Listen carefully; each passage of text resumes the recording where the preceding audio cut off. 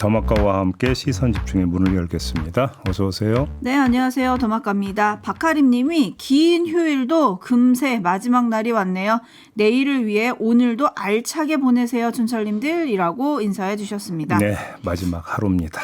네, 반면 저희 춘철님들은 일하시는 분들이 많아가지고 오늘도 출근하시는 분들 좀 계시는데 오늘도 파이팅 하시길 바라겠습니다. 네. 그리고 에라이님이 오랜만에 인사 남겨주셨어요. 매일 듣기만 하다가 오늘은 집에서 그리고 대한민국에서 제일 편한 자세로 시선 집중합니다. 좋으시겠네요. 제일 편한 자세란 게 뭘까요?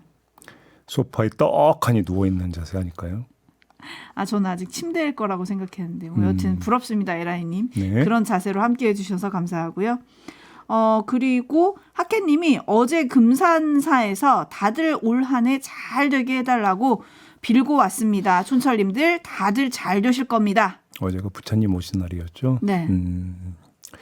자, 이렇게 뭐 빌고 오셨으니까 모든 분들에게 영향을 미칠 거라고 그렇게 기대하겠습니다. 저희에게도 좀 미쳤으면 좋겠습니다. 네, 이렇게 훈훈한 인사는 여기까지 마무리하고 JB타임즈 본격적으로 시작을 하겠습니다. 오늘 주목할 첫 번째 뉴스 어떤 건가요? 국민의힘 지도부와 김문수 후보 간에 좀 갈등상이 있었죠. 단일화 문제를 놓고. 그래서 어제 저녁에 이제 비상의원총회까지 소집이 됐었는데 일단 봉합이 된 것 같습니다. 권영세 비상대책위원장과 권성동 원내대표가 의원총회가 열리고 있는 도중에 김문수 후보를 면담을 했다고 하는데요. 이 자리에서 김문수 후보가 단일화 선결 조건으로 3가지를 제시를 했다고 합니다. 당원 당규 및 법률에 따른 후보의 정당한 요구를 즉시 집행하라. 후보 당무 우선권을 존중하라. 중앙선대위와 시도당 선대위 구성을 완료하라. 이 3가지를 요구를 했는데 당 지도부가 이걸 사실상 수용하는 쪽으로 가닥을 잡았고요. 그래서 선대위가 구성이 됐다고 합니다. 면면이 어떻게 되느냐. 상임선대위원장에는 권영세 비대위원장이, 공동선대위원장에는 권성동 원내대표, 주호영 국회부의장, 나경원 안철수 의원, 그리고 양향자 전 의원, 황우여 전 선관위원장 이렇게 임명을 했다고 하고요. 총괄선대본부장과 단일화 추진본부장에는 각각 윤재옥 의원과 유상범 의원이 내정이 됐다고 합니다. 사무총장 교체 문제가 좀 그 당에서 논란이 됐었는데 이건 후보 의견을 존중해서 빠른 시일 내에 이행하기로 했다고 하고요. 마지막으로 하나 더 전해드릴 소식. 이양수 사무총장 명의로 오는 10일에서 11일 가운데 하루 골라서 전당대회 소집 공고도 냈다고 합니다. 이 얘기는 무슨 얘기냐? 이날 마지막으로 단일 후보를 선출한다. 이런 이야기가 되는 것이겠죠. 자, 제가 어제 합의를 봤던 내용을 전해드렸는데요. 여기서 뭔가 빠진 것 같다는 느낌 안 드십니까? 단일화 시점? 공동선대위원장에 들어갔어야 되는 전 대표? 이름이 지금 빠져 있지 않습니까? 뭐 홍준표 전 대구시장이 미국으로 뭐 떠났다니까 그렇다 치겠는데 한동훈 전 대표가 지금 빠져 있지 않습니까? 왜일까요? 우리는 오늘 한번 여기에 주목해 볼까요? 왜일까요? 자, 관련해서 한동훈 전 대표의 한번 움직임을 체크해 봅시다. 어제 페이스북에 당원 가입 우리는 당을 버리지 않겠습니다 라는 글을 쓰고 그 밑 댓글란에 당원 가입 링크를 달고 많은 분들이 당원 가입을 해주면 정치가 바뀐다. 저는 계속해 보겠다. 이렇게 적었다고 합니다. 한동훈 전 대표만이 아니라 친한계인 박정아 의원, 김종혁 전 최고위원 등도 당원 가입을 독려하고 나섰다고 합니다. 왜 갑자기 당원 가입을 독려하는 겁니까? 대선 이후에 당권 도전에 나서기 위한 행보다라고 하는 게 공통된 분석입니다. 근데 이 분석엔 경선 최종 결과에 대한 해석이 어느 정도 깔려 있습니다. 뭐냐? 한동훈 전 대표가 비록 김문수 후보에게 피하긴 했지만 한동훈 전 대표가 얻은 득표율이 43.47%였거든요. 자, 이 득표율 조금만 더 하면 해볼만 하다라고 하는 판단을 했고 그래서 당권 도전을 준비하고 있는 거 아니냐라는 지금 해석으로 이어지고 있는 거죠. 자, 경선에서는 단일화 기대 심리 때문에 김문수 후보에게 당심과 민심 모두 쏠렸지만 대선이 끝나고 나면 특히 만에 하나라도 대선에서 패배한다면 단일화 기대 심리는 일거에 사라질 것이고 친윤 세력은 진공 상태에 빠질 수도 있으니까 따라서 한동훈 전 대표가 경선에서 얻은 지지세를 유지하면서 당원을 더욱 늘리면 당권을 잡을 수 있다. 이렇게 계산한 것 아니냐라는 겁니다. 자, 여기서 다시 확인해야 할 점이 있습니다. 한동훈 전 대표의 당권 도전 플랜은 사실상 대선 패배를 전제한 것이다. 라고 하는 점을 다시 확인할 필요가 있습니다. 왜 이런 말씀을 드리느냐? 뭐 경선에서 득표율이 어땠다 이런 것들은 사실은 한순간에 그냥 날아갈 수도 있는 얘기입니다. 어떤 경우에 정말로 후보 단일화가 돼서 단일 후보가 대통령에 당선이 되면 그러면 그 순간에 당권의 향배는 어디로 쏠리게 됩니까? 대통령 당선자한테 쏠리는 거 아니겠습니까? 그러니까 뭐 당원 가입을 독려를 해봤자 그게 되겠느냐라는 겁니다. 이렇게 생각을 하면 결국은 한동훈 전 대표가 당권 도전을 준비하고 있다는 이야기에는 뭐가 깔려 있는 거냐? 대선에 패배할 것이다라는 전제가 깔려 있는 움직임으로 해석하는 게 맞다. 이런 말씀을 제가 드리는 겁니다. 바느질하는 농부님, 당원 가입 독려요? 있는 당원이나 까먹지 마세요라고 좀 일침을 날려주셨네요. 네. 한편 이제 선대위에 불참한 한동훈 전 대표가 어제 유튜브 본인의 이제 라이브 방송 라방을 했거든요. 네. 거기서 현재 논란이 되고 있었던 그 김문수 후보와 무소속 한덕수 후보 간의 단일화 좀 약간 삐걱거렸잖아요. 어제 네네. 계속 기류가. 네. 거기에 대해서 얘기를 한 게 지금 보도를 좀 타고 있어요. 잠깐 들어보시죠. 저는 오히려 이렇게 될 줄 몰랐던 것처럼 얘기하는 게 더 놀라운데요. 이렇게 될 줄도 모르고 저를 막기만 하면 된다. 뭐 이렇게 생각했던 건가요? 뭐 제가 2대1로 싸운 건가요? 결국은 이렇게 될 수밖에 없잖아요. 이런 상황이었다면. 국민들 보시기에 부끄러운 모습을 보여드리는 것 같아서 제가 마음이 안 좋습니다. 네, 지금 양꼬치를 먹으면서 하는 라방이라 약간 음식 씹는 소리가 같이 들렸는데 네. 제가 2대1로 싸운 건가요? 국민들 보시기에 부끄러운 모습 보여드리는 것 같아 제가 마음이 안 좋습니다.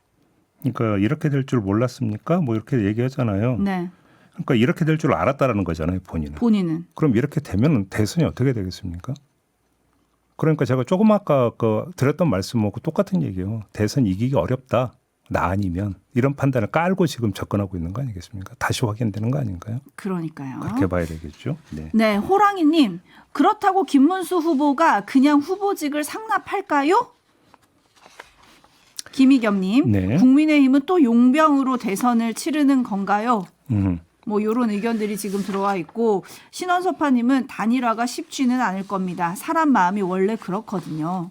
들어갈 때와 나올 때의 그래서 마음이 다르거든요. 뉴스에 이제 이런 표현이 등장하더군요. 견물생심이라고. 그죠? 어제도 한촌철님의 단어를 제가 전해드린 것 같은데 그래서 국민의힘이 오늘 또 의총을 한다고 하죠. 왜냐하면 뭐 단일화의 시점이나 이런 거를 어제 결론을 못 냈기 때문에. 그런데 당내에서 또 어떤 얘기들이 오고 가는지 이런 거는 저희가 잠시 후 3부에서 성일종 의원을 통해서 또 네. 짚어보도록 하겠습니다. 정리가 될지 한번 지켜보도록 하고요. JB타임즈 다음 주목할 뉴스는요. 이번에는 민주당으로 가겠습니다. 윤호중 총괄선대본부장이 어제 기자회견을 갖고 이렇게 주장을 했습니다. 들어보시죠.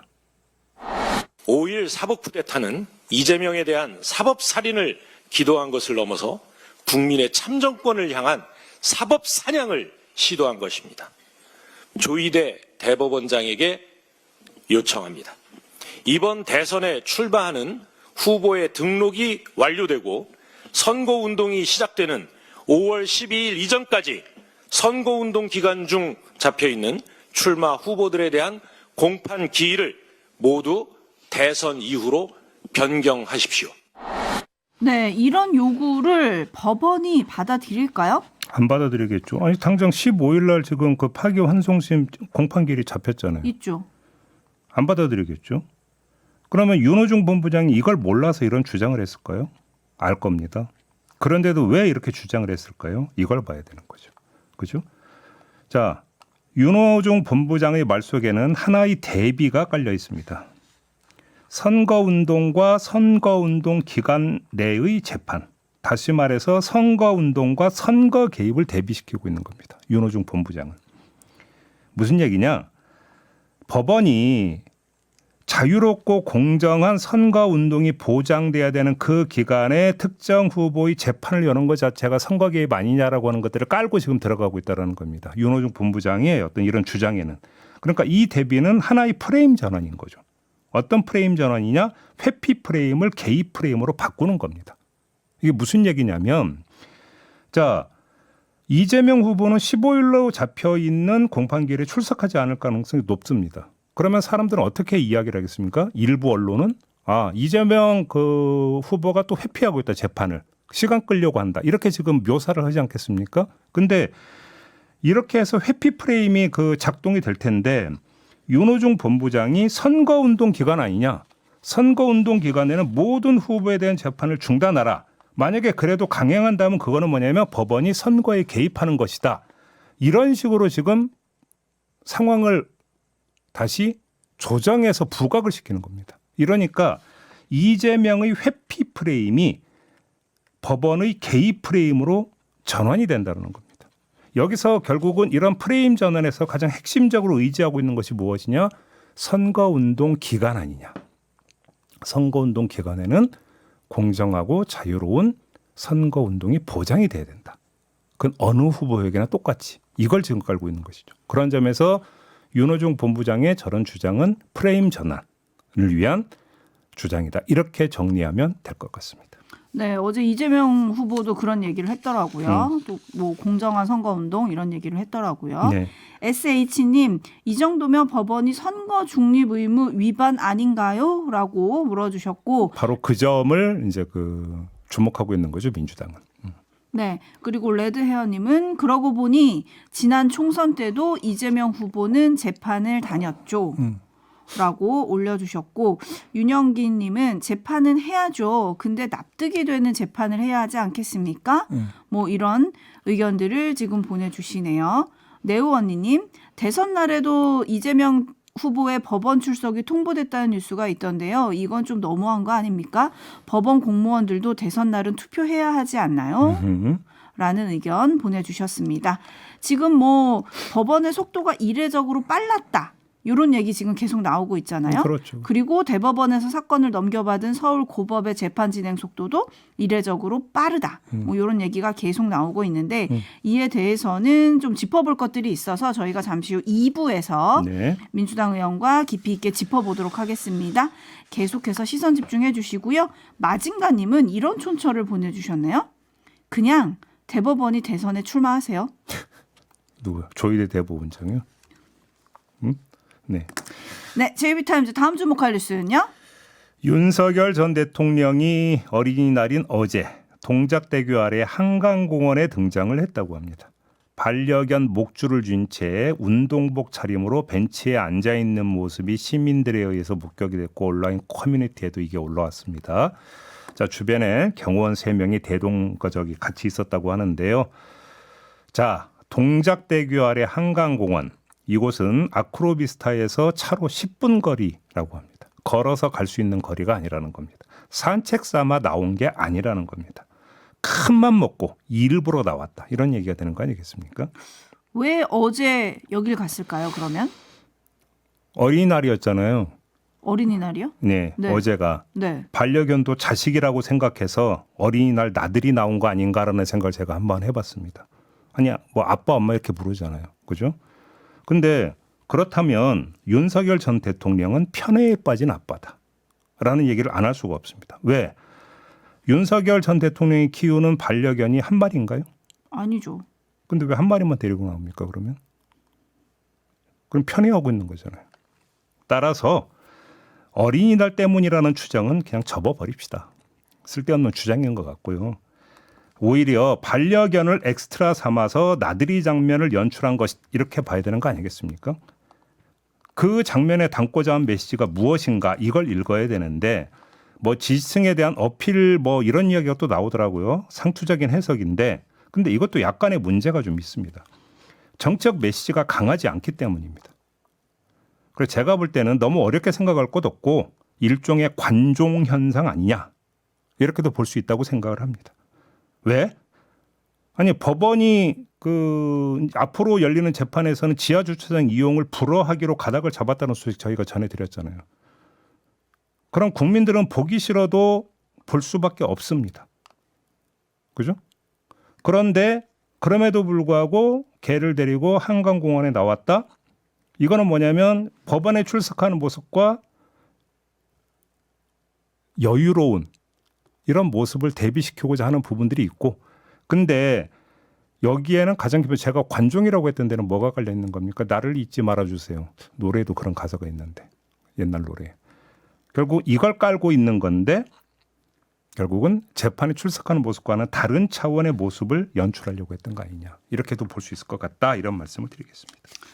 네, 그 재판할 때 지하주차장 이용 불허하기로 이제 가닥을 잡았다 저희가 전해드렸잖아요. 네. 그거 최종 결정 난 거예요, 제2비? 가닥을 잡았다. 수석부장회의에서는 그렇게 일단 가닥을 잡았다까지만 지금 제가 네. 뭐 접했습니다. 그 다음에 제가 뉴스를 놓쳤는지 모르겠습니다만. 네. 근데 뭐 가닥이 그렇게 잡힌 거 그냥 계속 결정을 내려도 될 것 같아요. 왜냐하면 한강에서도 이렇게 시민들이 산책하다 만날 수 있는데 재판장 들어가는 거 뭐 공개한다고 무슨 일 나겠습니까? 아니, 그죠? 그러니까 재판 받으러 가는 모습과 여유장하게 한강 공원을 거니는 모습이 그러니까 전달되는 메시지가 다르다, 이렇게 주장하는 거겠죠.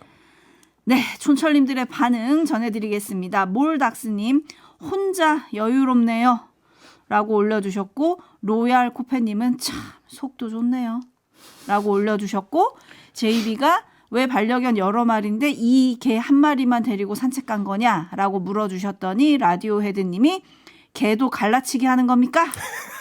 라고 올려주셨고, 물프레님 보리밥도 먹고 산책도 다니고 그걸 왜 우리가 언론을 통해 알고 들어야 합니까? 라고 물어주셨어요. 네.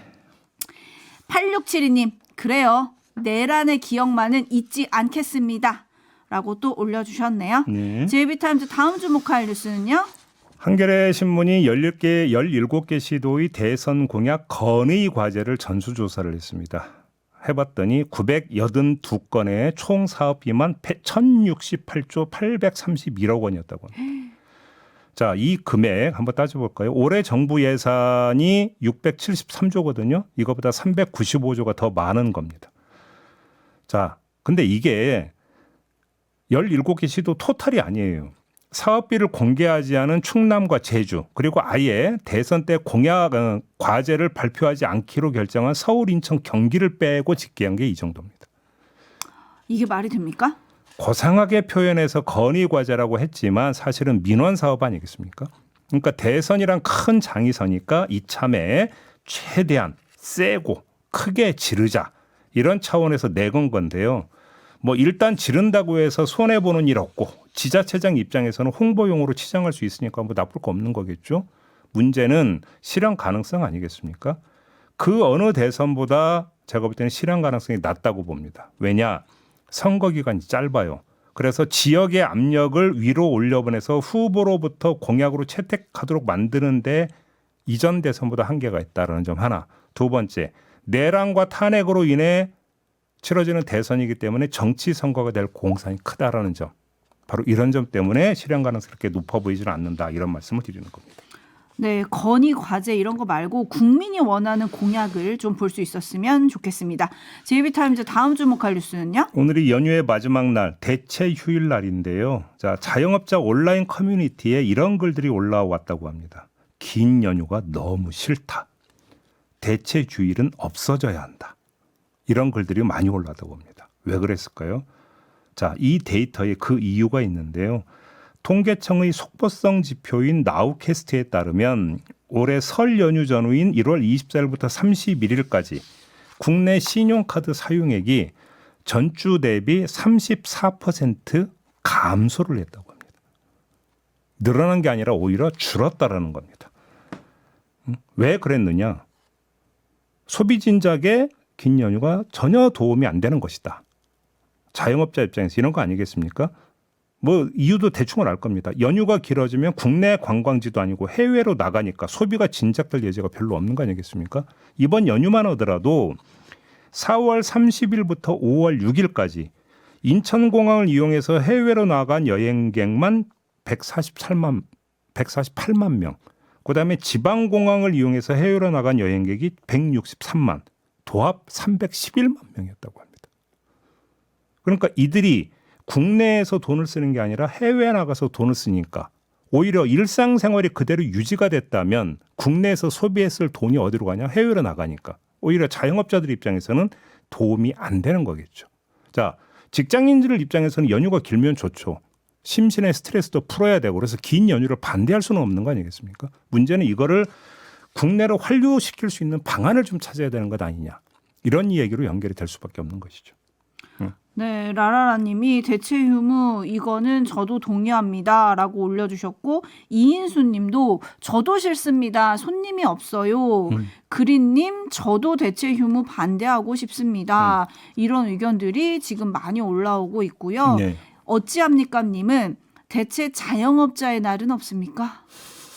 라고 올려주셨고 반면에 에비추맨님은 국내에서 여행하면 돈이 더 들기도 해요. 그러니까요. 라는 의견도 주셨네요. 네. 자, 이제 마무리해야 될 것 같습니다. 더마카 수고하셨습니다. 고맙습니다.